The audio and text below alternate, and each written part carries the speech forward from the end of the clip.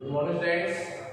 आज हम लोग 11वीं क्लास का एक नया टॉपिक लेकर जा रहे हैं और वो है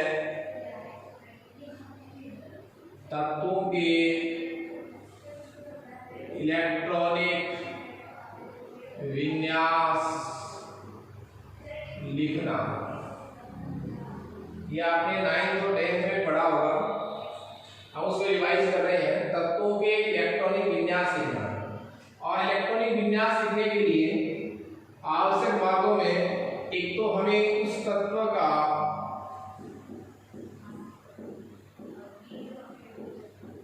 परमाणु क्रमांक ध्यान होना चाहिए, कितने नंबर पर वो आता है, मतलब उसमें किसकी संख्या ध्यान होनी चाहिए, प्रोटॉन की, क्योंकि उदासीन परमाणु में जितने प्रोटॉन होते हैं उतनी संख्या किसकी होती है, इलेक्ट्रॉन की। फिर हमें ये ध्यान होना चाहिए कि जिन कक्षकों में हम इलेक्ट्रॉन को फिलअप करेंगे, कक्षकों में ऊर्जा का बढ़ता क्रम आपको ध्यान होना चाहिए।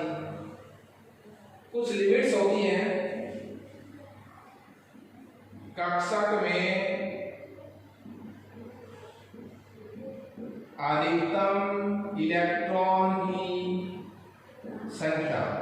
ये तीन बातें भी आपको ध्यान है, तत्व का परमाणु क्रमांक, कक्षकों में ऊर्जा का बढ़ता क्रम और कक्षक में अधिकतम इलेक्ट्रॉन की संख्या। तो आप किसी भी तत्व का इलेक्ट्रॉनिक विन्यास आसानी से लिख सकते हैं। इसमें परमाणु क्रमांक में तो आपको आवर्त याद करनी पड़ती।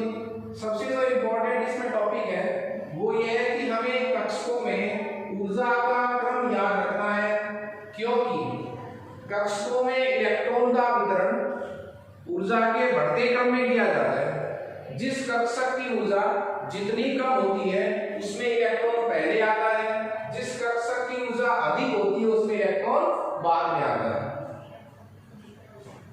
अब हमें कक्षकों की ऊर्जा का बढ़ता क्रम याद रखना है। परमाणु क्रमांक हमें आसानी से याद हो जाएगा, कक्षक में अधिकतम इलेक्ट्रॉन की संख्या याद रखनी है। तो देखिए,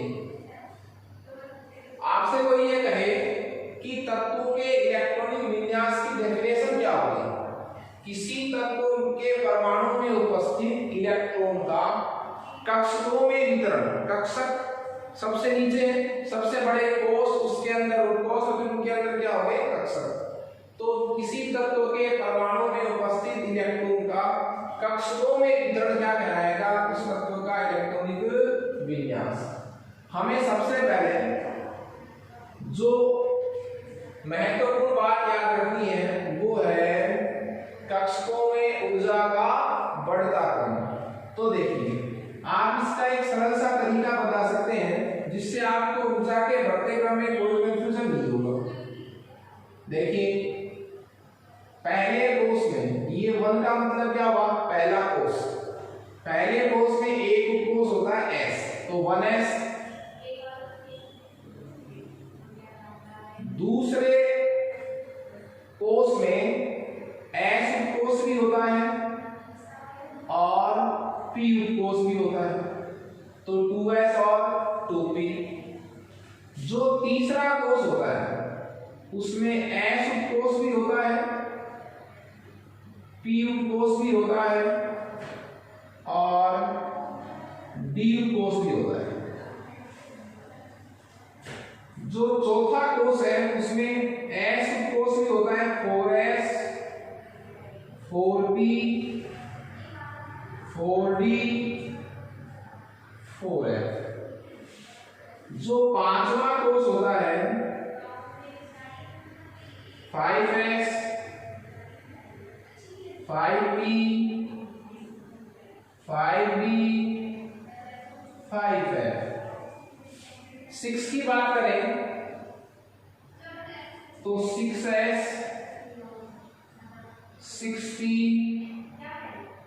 6d, 6f। 7 की बात कर लें, सातवें कोष की, 7s, 7p, 7d, 7f। हमने विभिन्न कोषों के कक्षकों को लिख लिया है। पहले कोष में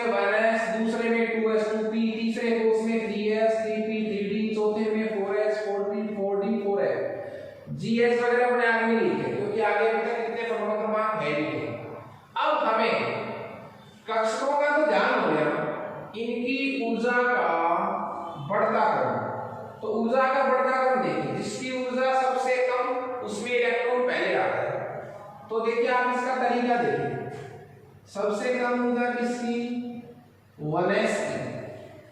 1s से अधिक एनर्जी किसकी हो गई, 2s की। 2s से अधिक एनर्जी हो जाएगी 2p। इस तरह यहाँ 2p से ज्यादा एनर्जी किसकी, 3s। 3s से ज्यादा एनर्जी किसकी, 3p। और 3p से ज्यादा एनर्जी किसकी, 4s की। 4s से ज्यादा एनर्जी किसकी, 3d। 3d से अधिक 4p। 4p से अधिक 5s। 5s से अधिक 4d। 4d से अधिक 5p। 5p से अधिक 6s। और 6s से अधिक एनर्जी जो है वो होती किसकी, 4f की। 4f से अधिक ऊर्जा 5d। 5d से अधिक ऊर्जा 6p। और 6p से अधिक ऊर्जा 7s। इससे अधिक आपको अभी यूज नहीं करना। तो ये हमारा था टॉपिक कक्षकों की ऊर्जा का बढ़ता क्रम। तो आपसे कोई पूछे 3p की एनर्जी अधिक है 4s की, तो बाद में कौन आ रहा है, 3p के बाद 4s आ रहा है। तो एनर्जी 4s की अधिक है, 3p की कम है। और जिसकी एनर्जी कम होती है उसमें इलेक्ट्रॉन पहले आएगा। तो बताइए आप, इलेक्ट्रॉन पहले 1s में भरा जाएगा, 2s में, 1s में, 2s में भरा जाएगा या 2p में। तो पहले 2s आ रहा है फिर 2p आ रहा है। तो पहले इलेक्ट्रॉन 2s में आएगा फिर किसमें आएगा, 2p में। ओके, इसमें तत्व का परमाणु क्रमांक तो आपको जब आसानी याद करवाएंगे तब बता देंगे। फिलहाल हम उसका लेकर से पढ़ेंगे एग्जाम्पल। कक्षकों में ऊर्जा का बढ़ता क्रम मैंने आपको बता दिया है। एक कक्षक में अधिकतम इलेक्ट्रॉन की संख्या वो आपको याद होनी चाहिए। तो देखें इसके लिए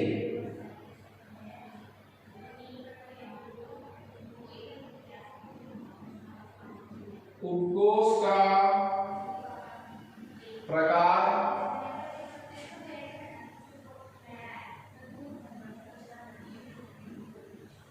अधिकतम इलेक्ट्रॉन की संख्या। उपकोष का प्रकार और अधिकतम इलेक्ट्रॉन की संख्या। तो यदि S उपकोष है तो उसमें अधिकतम इलेक्ट्रॉन की संख्या कितनी, 2। P उपकोष में 6, D उपकोष में 10 और F उपकोष में 40। देखिए किस कक्षक की ऊर्जा क्यों ज्यादा है उसको अपन बाय रूल भी पढ़ेंगे, नियमों के अनुसार भी पढ़ेंगे। इसमें नियम लगता है n+l का नियम, हम नियमों से बाद में पढ़ेंगे। उपकोष में अधिकतम इलेक्ट्रॉन की संख्या भी मैं आपको बता रहा हूं। S उपकोष में 2 इलेक्ट्रॉन है, P उपकोष में 6। इसका भी रीजन है, P उपकोष में 6 इलेक्ट्रॉन क्यों है, क्योंकि P उपकोष में 3 कक्षक होते हैं और एक कक्षक में मैक्सिमम नंबर ऑफ इलेक्ट्रॉन कितने होते हैं, 2। तो P में कितने आ गए, 6। D में कितने कक्षक, 5। D उपकोष में 5 कक्षक, एक कक्षक में अधिकतम 2 इलेक्ट्रॉन, तो टोटल नंबर ऑफ इलेक्ट्रॉन कितने हो गए, 10। ये इनकी मैक्सिमम लिमिट होगी। ये भी हम पढ़ेंगे कि S उपकोष में 2 इलेक्ट्रॉन क्यों आते हैं, वो अपन बाय रूल पढ़ेंगे बाद में। फिलहाल यहाँ पर अपन एग्जांपल लेते हैं इलेक्ट्रॉनिक विन्यास।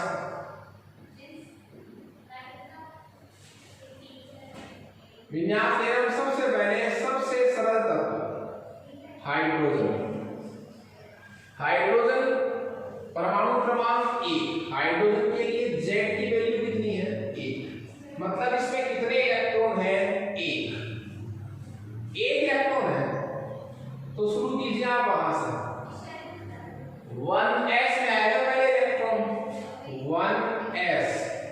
s किसी का भी हो, 1 का हो चाहे दूसरे कोष का चाहे तीसरे कोष का, उसमें कितने इलेक्ट्रॉन मैक्सिमम आ सकते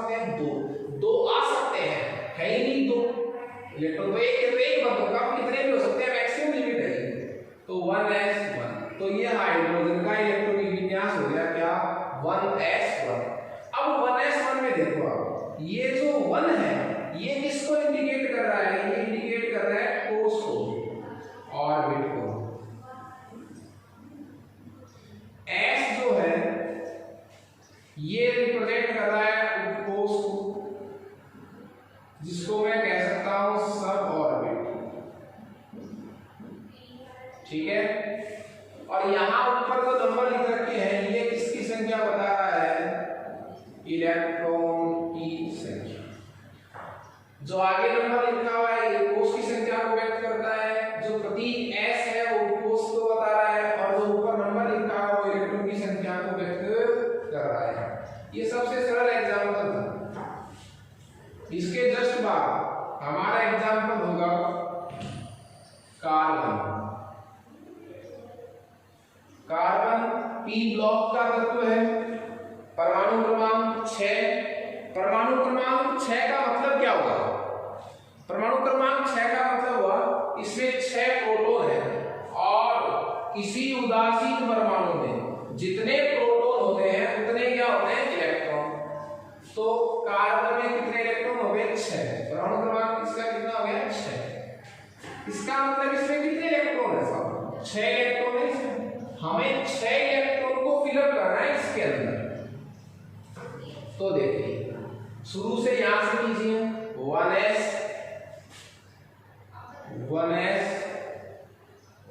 1s के कितने आएंगे? s के कितने आ सकते हैं? 2। तो 1s 2। उसके बाद 1s के बाद किस में आएंगे इलेक्ट्रॉन? 2s में। तो ये 2s। s किसी का भी हो, चाहे फर्स्ट ऑर्बिट का हो चाहे सेकंड ऑर्बिट का हो, s में मैक्सिमम कितने हैं? 2। तो 2s 2 2 2 4 इलेक्ट्रॉन का हिसाब हुआ है अभी तक। 2s के बाद इलेक्ट्रॉन किस में आएंगे? 2p में। तो ये हो गया आपके पास 2p। p ऑर्बिटल में p में कितने इलेक्ट्रॉन आ सकते हैं? 6। लेकिन हमारे पास 6 इलेक्ट्रॉन है ही नहीं, हमारे पास बच कितने गए? 2 2 4 बच गए कितने? 2। तो बचे इसमें आ गए 2। तो देखिए 2 4 तो 6 इलेक्ट्रॉन हमने फिलअप कर दिए। ये अब आप ये कहेंगे कि p में तो मैक्सिमम नंबर ऑफ इलेक्ट्रॉन कितने हैं? 6 है, और ये इनकी मैक्सिमम लिमिट है, अधिकतम संख्या है, कम कितने भी हो सकते हैं। तो ये आ गया आपके पास कार्बन का इलेक्ट्रॉनिक विन्यास। इससे थोड़ा सा अधिक परमाणु क्रमांक का अपना एग्जांपल ले तो नेट्रियम, इसको मैं सोडियम कहूंगा, एटॉमिक नंबर 11, परमाणु क्रमांक 11 का मतलब क्या हुआ? इसमें इलेक्ट्रॉन कितने हैं? 11। आपको 11 इलेक्ट्रॉन फिलअप करना। ये कक्षकों की ऊर्जा का बढ़ता हुआ क्रम है। सबसे पहले इलेक्ट्रॉन किसमें फिलअप होंगे? 1s में। तो 1s, s में नंबर ऑफ इलेक्ट्रॉन 2, तो 1s 2।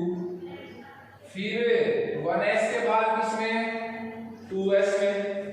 2s में कितने आ जाएंगे? s में 2 ही है, 2। 2s के बाद किसमें इलेक्ट्रॉन आएंगे? 2p में। तो ये लीजिए आप 2p। तो 2p में p में कितने आ सकते हैं? 6। फिलहाल हमें 2 2 4 इलेक्ट्रॉन हुए, 6 इसमें कर दो, 7 नहीं कर सकते, मैक्सिमम नंबर है इसमें। 6 2 8 2 10 इलेक्ट्रॉन भरने कितने हैं? 11। तो 1s2 2s2 2p 6। 1s के बाद 2s में, 2s के बाद 2p में, 2p के बाद किसमें भरने हैं? 3s में। तो 3s। s में तो मैक्सिमम कितने आते हैं? 2, पर हमारे पास 2 इलेक्ट्रॉन है ही नहीं। 6 2 8 2 10 हो गए, बच गया कितना? 1। तो 3s1। ये हो गया आपके पास सोडियम का इलेक्ट्रॉनिक विन्यास। थोड़ा सा और अधिक परमाणु क्रमांक का लेते हैं। निकिल लेते हैं साहब।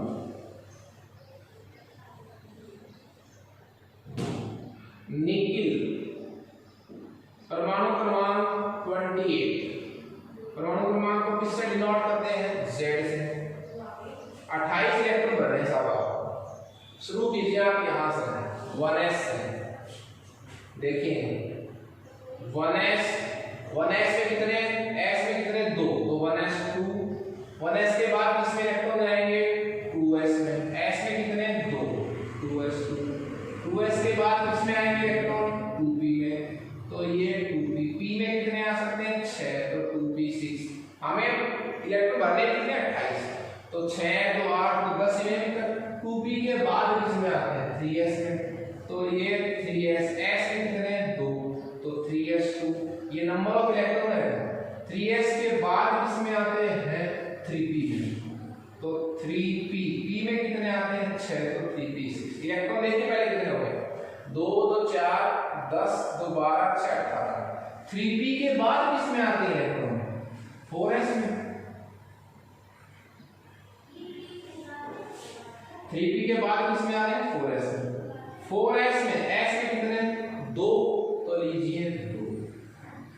तो यहाँ का नंबर ऑफ इलेक्ट्रॉन 20 हो गए साहब, 6 2 8 2 10 2 12 6 18 तो 20।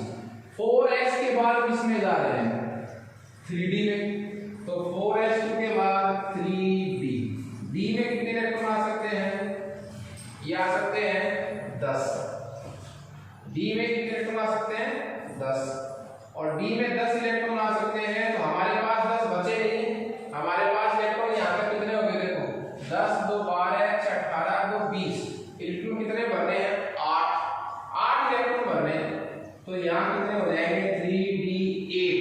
10 क्यों नहीं किया क्योंकि 10 बचे नहीं हमें भरने कितने हैं 28, तो 20 तो यहाँ तक हो गए, बच गए आप कम भर सकते हैं 10 से ज्यादा नहीं भर सकते। तो ये आपका विन्यास इसका हो गया निखिल। ओके नेक्स्ट क्लास में इसके और